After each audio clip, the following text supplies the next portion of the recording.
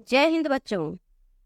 कैसे हैं आप सब? आशा करती हूँ आप लोग खूब स्वस्थ होंगे, मस्त होंगे और अपनी पढ़ाई में व्यस्त होंगे बच्चों। तो आइए, आज हम आपके लिए उपस्थित हुए हैं लेके आकाशदीप जयशंकर प्रसाद द्वारा रचित बच्चों जो कहानी, कथा साहित्य में जो कहानी है। पहला पाठ हमने बलिदान प्रेमचंद जी द्वारा रचित हमने पढ़ाया आपको कहानी और उससे संबंधित क्वेश्चन आंसर भी करवा दिया है। और आज बच्चों दूसरा पाठ है आकाशदीप। बच्चों इससे संबंधित थोड़ी सी आप जानकारी ले लीजिए। ये आपका कथा साहित्य नामक पाठ से लिया गया कहानी है। इसमें बच्चों एक प्रकार से क्वेश्चन आप पूछे जाएंगे, जैसे कहानी का कोई एक पात्र ले लेंगे, उनका चरित्र चित्रण करना रहेगा, या कहानी की समीक्षा लिखिए, या कहानी के तत्व या तथ्यों के आधार पर कोई क्वेश्चन आपसे पूछ लेंगे, या आप कहेंगे कि आकाशदीप कहानी के कथानक का सारांश लिखिए, या आपसे पूछ लेंगे कि भाषा और शैली की दृष्टि से आकाशदीप कहानी की समीक्षा कीजिए। बच्चों इसमें 3-4 प्रकार के क्वेश्चन पूछे जाएंगे, इसमें से आपको हम क्वेश्चन करवा देंगे। लेकिन सबसे पहले हम कहानी को पूरे कंसंट्रेशन से ध्यान से पढ़ लेते हैं। इस कहानी की बच्चों जयशंकर प्रसाद जी ने ऐतिहासिक प्रसाद की कैसी है, जयशंकर प्रसाद द्वारा आकाशदीप जो कहानी है ये एक प्रकार की ऐतिहासिक कहानी है बच्चों, इतिहास से संबंधित है।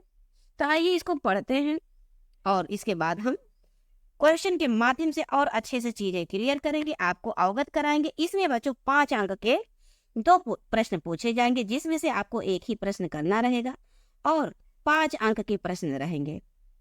ये आपके 5 नंबर का सवाल है बच्चों, तो एकदम आसान है। बस आप इस कहानी को पूरे ध्यान से पढ़ लीजिए और उसके बाद इससे संबंधित जो हम क्वेश्चन आंसर करवाएंगे उसको आप अपनी कॉपी में उतारिएगा और उसी को निरंतर रिवीजन करते रहिएगा। तो आइए बच्चों, कक्षा 11 के जो बच्चे हैं, आइए आगे बढ़ने से पहले छोटी सी रिक्वेस्ट। जी हाँ बच्चों, आप जानते हैं चैनल को सब्सक्राइब कीजिए और वीडियो को लाइक कीजिए बच्चों, और अपने फ्रेंड सर्कल में इसे शेयर करने का प्रयास करिए बच्चों। आप जुड़े हुए हैं लक्ष्य हिंदी क्लास चैनल किरण मैम के साथ, और इस चैनल के माध्यम से बच्चों हम आपको कक्षा 9, 10, 11 और 12 ये 4 जो क्लासेज हैं बच्चों, हिंदी का विषय यहाँ संपूर्ण पाठ्यक्रम यहाँ आपको इस चैनल के माध्यम से डे बाय डे प्रतिदिन आपको प्रोवाइड किया जा रहा है। तो आइए बच्चों इस चैनल से जुड़िए और इसका लाभ उठाइए। आगे बढ़ते हैं बच्चों, अब चलते हैं हम इस कहानी को ध्यानपूर्वक पढ़ते हैं। चलिए आप ये हमारे साथ पढ़ना प्रारंभ कीजिए। बंदी, क्या है, सोने दो, मुक्त होना चाहते हो? अभी नहीं, निद्रा खुलने पर चुप रहो, फिर अवसर ना मिलेगा। बड़ी शीत है, कहीं से एक कंबल डालकर कोई शीत से मुक्त करता। आदि की संभावना है, यही अवसर है, आज मेरे बंधन शिथिल हैं। तो क्या तुम भी बंदी हो? हाँ, धीरे बोला। इस नाव पर केवल 10 नाविक और प्रहरी हैं। शस्त्र मिलेगा? मिल जाएगा। पोत से संबद्ध रज्जू काट सकोगे? हाँ। समुद्र में हिलोरे उठने लगी। दोनों बंदी आपस में टकराने लगे। पहले बंदी ने अपने को स्वतंत्र कर लिया, दूसरे का बंधन खोलने का प्रयत्न करने लगा। लहरों के धक्के एक दूसरे को स्पर्श से पुलकित कर रहे थे। मुक्ति की आशा, स्नेह का असंभावित आलिंगन, दोनों ही अंधकार में मुक्त हो गए। दूसरे बंदी ने हर्षातिरेक से उसको गले से लगा लिया। सहसा उस बंदी ने, ये क्या, तुम स्त्री हो? नहीं। क्या स्त्री होना कोई पाप है? अपने को अलग करते हुए स्त्री ने कहा, शस्त्र कहाँ है? तुम्हारा नाम? चंपा। तारक, खचित नील और अंबर और नील समुद्र के अवकाश में पवन उद्यम मचा रहा था। अंधकार से मिलकर पवन दुष्ट हो रहा था। समुद्र में आंदोलन था, नौका लहरों में विकल थी। स्त्री सतर्कता से ढुड़कने लगी। एक मतवाले नाविक के शरीर से टकराती हुई सावधानी से उसका कृपाण निकालकर फिर लुढ़कते हुए बंदी के समीप पहुंच गई। सहसा पोत के पथ प्रदर्शन ने चिल्लाकर कहा, आंधी, आपत्ति सूचक तूर्य बजने लगा। जब सावधान होने लगे, बंदी युवक उसी तरह पड़ा रहा। किसी ने रस्सी पकड़ी, कोई पाल खोल रहा था, पर युवक बंदी लुढ़क कर उस रज्जू के पास पहुंचा जो पोत से संलग्न थी। तारे ढक गए, तरंगे उद्वेलित हुई, समुद्र गरजने लगा। भीषण आंधी पिशाचिनी के समान नाव को अपने हाथ में लेकर कंदुक क्रीड़ा और अट्ठास करने लगी। एक झटके के साथ ही नाव स्वतंत्र थी। एक झटके के साथ ही नाव स्वतंत्र थी। उस संकट में भी दोनों बंदी खिलखिलाकर हंस पड़े। आंधी के हाहाकार में उसे कोई न सुन सका। अब दूसरे पार्ट की ओर आगे बढ़ते हैं बच्चों। देखिए दूसरे पार्ट में क्या, अनंत जल निधि में ऊषा का मधुर आलोक फूट उठा, अर्थात सुबह होने लगी। सुनहली किरणों और लहरों की कोमल श्रेष्ठ मुस्काने लगी। सागर शांत था। नाविकों ने देखा पोत का पता नहीं, बंदी मुक्त है। नायक ने कहा, बुद्ध गुप्त, तुमको मुक्त किसने किया? कृपाण दिखाकर बुद्ध गुप्त ने कहा, इसने। नायक ने कहा, तो तुम्हें फिर बंदी बनाऊंगा। किसके लिए? पोताध्यक्ष मणिभद्र अतल जल में होगा नायक। अब इस नौका का स्वामी मैं हूँ, तुम जलदस्यु बुद्ध गुप्त कदापि नहीं। चौंक कर नायक ने कहा और अपना कृपाण टटोलने लगा। चंपा ने इसके पहले उस पर अधिकार कर लिया था। वो क्रोध से उछल पड़ा। तो तुम द्वंद्व युद्ध के लिए प्रस्तुत हो जाओ, जो विजयी होगा वो स्वामी होगा। इतना कहकर बुद्ध गुप्त ने कृपाण देने का संकेत किया। चंपा ने कृपाण नायक के हाथ में दे दिया। भीषण घात प्रतिघात आरंभ हुआ। दोनों कुशल, दोनों त्वरित गति वाले थे। बड़ी निपुणता से बुद्ध गुप्त ने अपनी कृपाण दांतों से पकड़कर अपने दोनों हाथ स्वतंत्र कर लिए। चंपा भय और विस्मय से देखने लगी। नाविक प्रसन्न हो गए, परंतु बुद्ध गुप्त ने लाघव से नायक का कृपाण वाला हाथ पकड़ लिया और विकट हुंकार से दूसरा हाथ डाल उसे गिरा दिया। दूसरे ही क्षण प्रभात की किरणों में बुद्ध गुप्त का विजयी कृपाण उसके हाथों में चमक उठा। नायक की कातर आंखें प्राणपेक्षा मांगने लगी। बुद्ध गुप्त ने कहा, बोलो, अब स्वीकार है कि नहीं? मैं अनुचर हूँ, वरुणदेव की शपथ, मैं विश्वासघात नहीं करूंगा। बुद्ध गुप्त ने उसे छोड़ दिया। चंपा ने युवक जलदस्यु के समीप आकर उसके छतों को अपनी इस स्निग्ध दृष्टि और कोमल करों से वेदना विहीन कर दिया। बुद्ध गुप्त के सुगठित शरीर पर रक्त बिंदु विजय तिलक कर रहे थे। विश्राम लेकर बुद्ध गुप्त ने पूछा, हम लोग कहाँ होंगे? बाली द्वीप से बहुत दूर, संभवतः एक नवीन द्वीप के पास, जिसमें अभी हम लोगों का बहुत कम आना जाना होता है।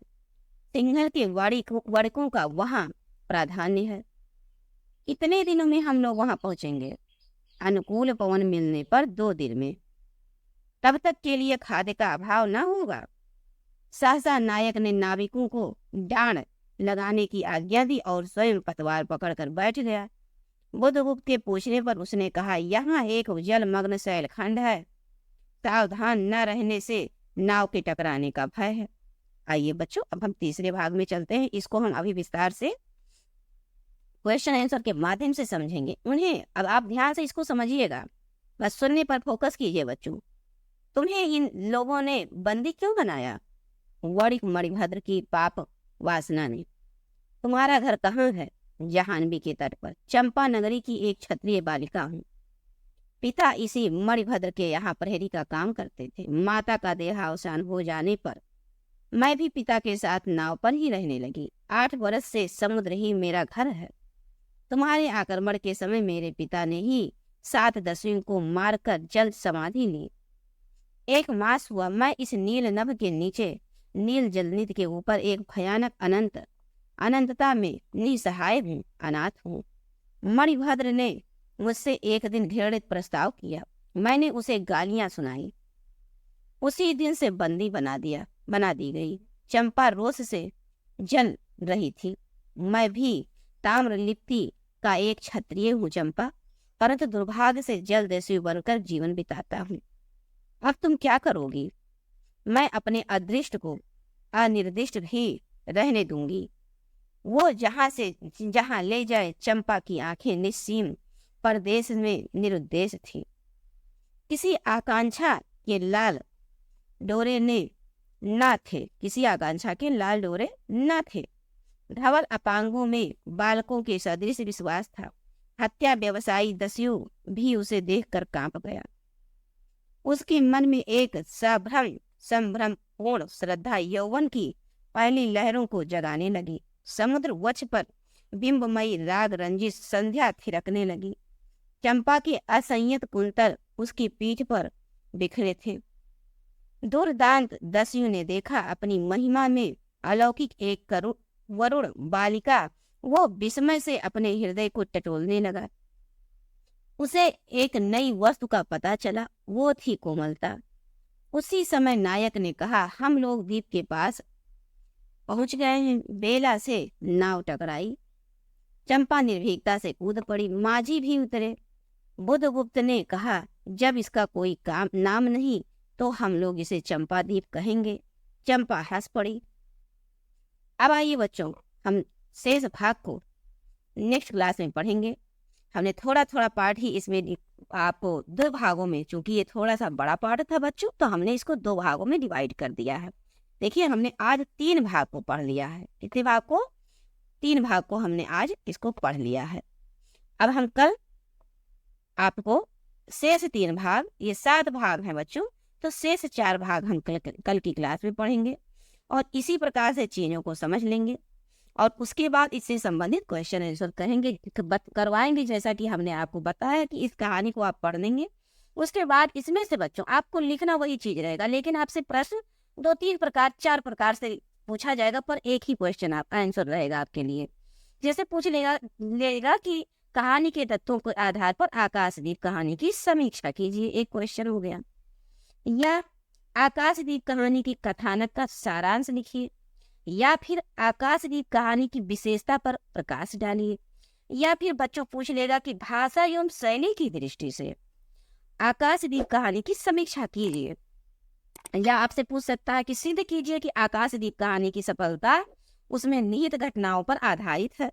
मतलब आकाशदीप जो घटनाएं लिखी गई हैं, क्या वो मतलब वो कहानी के नाम पर सफल है या नहीं है। तो बच्चों, इससे संबंधित हम आपको क्वेश्चन, पहले इसका शेष पार्ट आपको नेक्स्ट क्लास में मिलेगा, उसके बाद आपको इससे संबंधित क्वेश्चन मिलेगा। बच्चों, हमें पूरा विश्वास है चीजों को आपने बड़े ही ध्यान से समझा है, और जब हम क्वेश्चन आंसर करवाएंगे तो इससे रिलेटेड सारी चीजों को और समझाते हुए चलेंगे। तो बच्चों, चलते चलते छोटी सी रिक्वेस्ट, जी हाँ बच्चों, आप जानते हैं क्या कि चैनल को सब्सक्राइब अवश्य करें और वीडियो को लाइक करें। और इस चैनल के माध्यम से बच्चों आपको डे बाय डे पूरे संपूर्ण पाठ्यक्रम को 9 से लेकर 12 तक संपूर्ण पाठ्यक्रम को पूरा कराया जाएगा। आपके एग्जाम के 1 महीना पहले ही बच्चों आपका संभावित एग्जाम फरवरी में होने वाला है। क्लास 9 और 11 के बच्चों का एग्जाम उससे पहले होगा, बोर्ड एग्जाम के पहले हो जाएगा, और नहीं तो बोर्ड एग्जाम के बाद होगा। ज़्यादातर तो बोर्ड एग्जाम के पहले ही एग्जाम हो जाते हैं। तो हम आपके एग्जाम के पहले ही बच्चों सारी चीज़ों को कंप्लीट कराते हुए, और आपके एग्जाम में किस प्रकार से क्वेश्चन पूछे जाएंगे हिंदी विषय में, टोटल आपको 4 से 5 सेट आपको करवा देंगे, और उसी में से आपके एग्जाम में चीज़ें आ जाएंगी और आप बहुत अच्छे अंकों से सफल होंगे। और फिर नेक्स्ट क्लास, आगे वाले क्लास की हम लोग तैयारी में लग जाएंगे अगले साल से। टारगेट 2024 और 25 के लिए। तो आइए बच्चों, इस साल अभी चल रहा है 2023, तो हमारा टारगेट है कि 2023 और 24 में मैक्सिमम अंकों को प्राप्त किया जाए। तो बच्चों, अब हम इस क्लास को यहीं समाप्त करते हैं। मिलते हैं आपको नेक्स्ट क्लास में शेष भाग के साथ। जय हिंद बच्चों।